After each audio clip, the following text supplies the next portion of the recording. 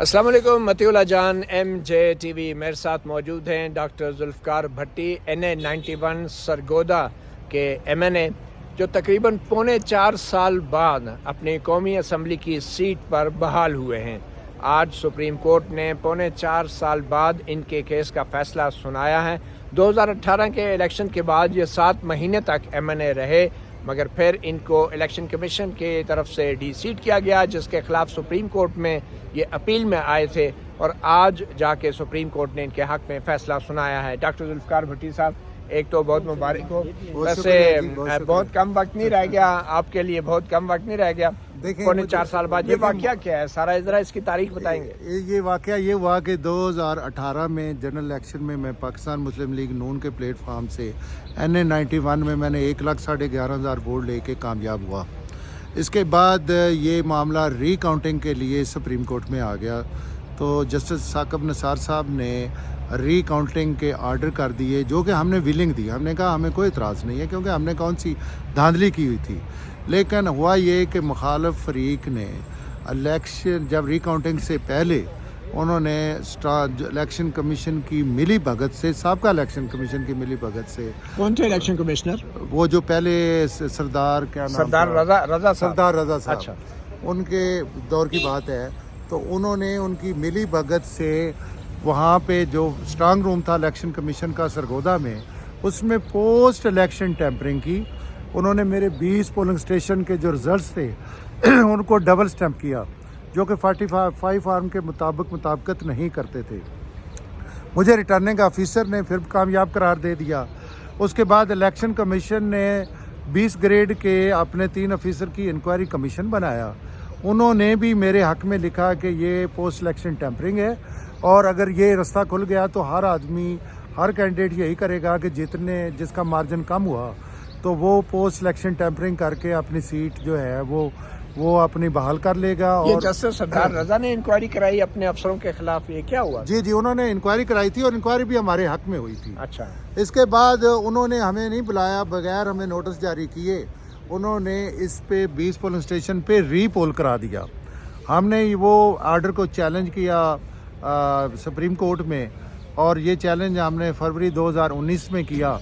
आज अल्लाह ताला का करोड़ शुक्र है कि सुप्रीम कोर्ट ने हमें इंसाफ दिया है, और सुप्रीम कोर्ट ने जो 20 पोलिंग स्टेशन का इलेक्शन था और इलेक्शन कमीशन के उस फैसले को कालादम करार दे दिया, और उन्होंने करार दिया कि इलेक्शन कमीशन 60 दिन के बाद अपनी उसकी कोई पावर नहीं है, और दूसरा इनके साथ पोस्ट इलेक्शन टेम्परिंग हुई है, और तीसरा क्योंकि ट्रिब्यूनल बना हुआ था उस वक्त, तो ट्रिब्यूनल जो में भी केस चल रहा था, तो इलेक्शन कमीशन ने बजाय इसके कि ट्रिब्यूनल को केस भेजता, उन्होंने अपने तय इसको अपनी पावर का एक्स्ट्रा इस्तेमाल करते हुए अपना मेरे मुखालिफ कैंडिडेट को फ़ायदा देने के लिए, इस वक्त उनकी हुकूमत थी, और उन्होंने वहाँ पंजाब हुकूमत और मरकज़ की हुकूमत ने मिल भगत के जो आज मदीना की रियासत का राग लाते हैं, इन्होंने नाइंसाफ़ी करते हुए मुझे डी-सीट कर दिया। आज सुप्रीम कोर्ट को मैं खराजे तासीन पेश करता हूँ और सलाम पेश करता हूँ। साकिब निसार की सुप्रीम कोर्ट? नहीं, मैं बदियाल साहब है, मंसूर अली शाह साहब है, और आयशा मलिक है। और मैं हल्फन आपको कहूँ मती भाई, ना मेरी सिफारिश थी और ना मैंने पार्टी लेवल पे इस इशू को लिया है, और ना मैंने पब्लिक के अपना लीगली केस लड़ा है, और मुझे आज इंसाफ मिला है। नहीं, आपने लीगली तो लड़ा है क्या? लीगली तो लड़ा है ना, मैं लीगली कह रहा हूँ। मैंने कोई मतलब है किसी किस्म सिफारिश नहीं कराई। और अगर आप कराते तो हो जाता काम तब भी? नहीं, सिफारिश यकीन है, आज मेरा पक्का यकीन है कि इंशाल्लाह सुप्रीम कोर्ट जो है वो इंसाफ देती है। अच्छा, ये बताएं कि आपने इतना संगीन इल्ज़ाम लगाया जस्टिस सरदार रजा पे, चीफ इलेक्शन कमिश्नर पे, कि उनके होते हुए पोस्ट इलेक्शन टेम्परिंग हुई और फॉर्म 45 पे डबल ठप्पे लगाए गए आपको हरवाने के लिए, मगर उन्होंने ही फिर इंक्वायरी भी कराई, तो उन अफसरान का क्या बना? वो जो इंक्वायरी देखें, जो उन्होंने जो इंक्वायरी कराई थी उसमें 3 रीजनल चीफ इलेक्शन कमिश्नर थे ग्रेड 20 के, और उन्होंने जो इंक्वायरी में क्लियर लिखा कि जो आरओ की रिपोर्ट है, यानी कि इनके साथ पोस्ट इलेक्शन टेम्परिंग हुई है, और साथ उन्होंने लिखा कि ये ऐसा पेंडोरा बॉक्स ना खोला जाए जिसमें इलेक्शन कमीशन की बदनामी हो, और उन्होंने मेरे हक में रिपोर्ट दी। लेकिन मुझे इंतहाई अफसोस है कि इसके बावजूद कि उनकी अपनी इंक्वायरी भी मेरे हक में थी, और इसके बावजूद उन्होंने वहाँ पे 20 पोलिंग स्टेशन पे जो कि उनका अख्तियार भी नहीं था और केस भी ट्रिब्यूनल में लेकिन चल रहा था। अफसरान के खिलाफ कोई कार्रवाई की जो देखिए उन्होंने रिकमेंड किया था इंक्वायरी ने भी इनके खिलाफ तादीबी कार्रवाई की जाए और इनको सज़ा दी जाए। मुझे जो पता चला है कि उनको एक प्रमोशन ही मिली है बजाय उनको सज़ा में। ये कौन अफसरान है? ये अफसरान जी वहाँ पे जो लोकल इलेक्शन कमीशन के वहाँ पे अफसर थे जिनके पास स्ट्रांग रूम की नाम चाबियाँ क्या थी। था उनका? मुझे अब उनका नाम तो नहीं कंप्लीट कौन याद थे? है। यहाँ पे एक सेक्रेटरी इलेक्शन कमीशन इसमें मुलव्वस था, वो इनका मेरे मुखालिफ फरीक के उनके उनके साथ उनके क्या नाम था ताल्लुकात थे। उसका? बाबर गालबन क्या अच्छा, है बाबर। अच्छा हाँ जी। ठीक।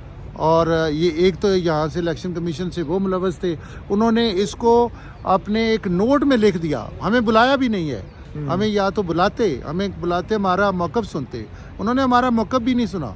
और मुझे बड़ा अफसोस है कि इस किस्म के अफसर जो है या इस किस्म के इदारों में लोग वो अपने इदारों की कितनी बदनामी का पैसा। किसी के खिलाफ कोई कार्रवाई नहीं हुई अभी तक आप कह रहे, बल्कि उन्हें तरक्की मिली है। आप ये उन्हें तरक्की मिली है। मेरी ये गुजारिश है मौजूदा चीफ इलेक्शन कमिश्नर से कि क्योंकि देखें नाम तो इलेक्शन कमीशन का आता है, तो आप उन लोगों के खिलाफ तादीबी कार्रवाई करें और जो रिकमेंडेशन थी उसके मुताबिक, ताकि मैं तो 4 साल अपने सज़ा भुगती है मैंने, और अल्लाह ने मुझे आज मेरी इस मेहनत का इनाम भी और मेरा मेरिट पे मैं बहाली भी हो गई है। लेकिन ये है कि ये कम अज़ कम पाकिस्तान में दोबारा इस किस्म का वाक़या ना हो। तो ये जो 4.25 साल तक सुप्रीम कोर्ट ने आपके इन दरख्वास्तों का फ़ैसला नहीं किया, अपीलों का, तो इस दौरान आपके हलके के अवाम महरूम रहे नुमाइंदगी से? क्या आप 4.25 साल आप क्या करते रहे? नहीं, ये मैं तो अपना, मुझे तो मेरे डिसीट कर दिया गया था और इसलिए तो आपने कैसे वक्त गुजारा फिर? मैंने, आप यकीन जाने कि मैंने ये वक्त ऐसे गुजारा है कि मैं हर 2 महीने बाद, 3 महीने बाद सुप्रीम कोर्ट आता था।